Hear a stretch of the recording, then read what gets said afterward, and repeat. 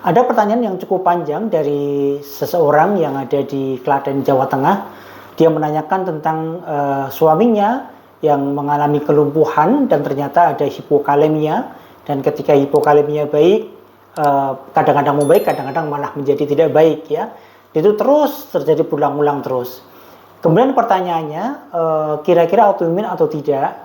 Dan pemeriksaan apa ya dok yang bisa dilakukan untuk mengetahui dia autoimun atau tidak? Gitu.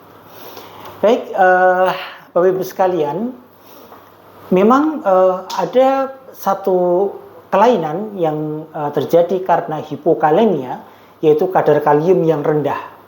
Biasanya terjadi karena beberapa sebab ya, bisa karena asupannya yang kurang, atau metabolismenya yang terganggu, atau pengeluarannya yang berlebihan.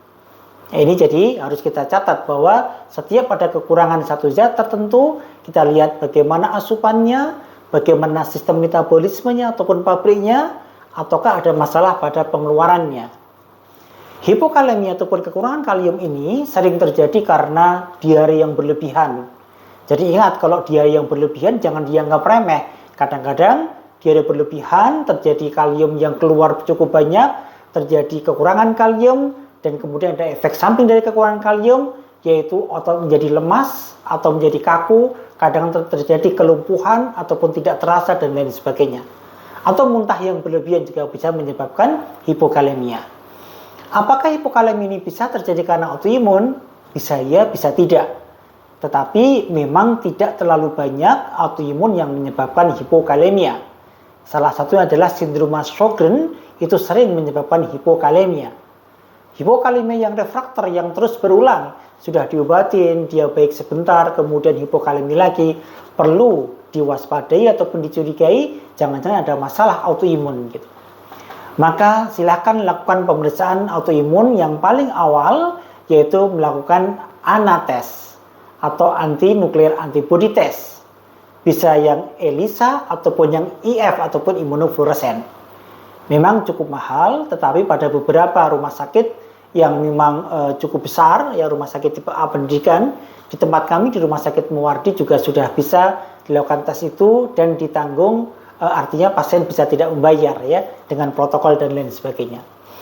Maka pertama lakukan pemeriksaan ANA-test ataupun ANA-IF. Kalau dia positif, berarti kemungkinan ada autoimun. Ataupun memang ada 20% orang yang positif ternyata normal ya. Kemudian setelah positif, kita lakukan pemeriksaan yang lain dengan ANA profile untuk melihat autoimun apa yang ada pada orang tersebut.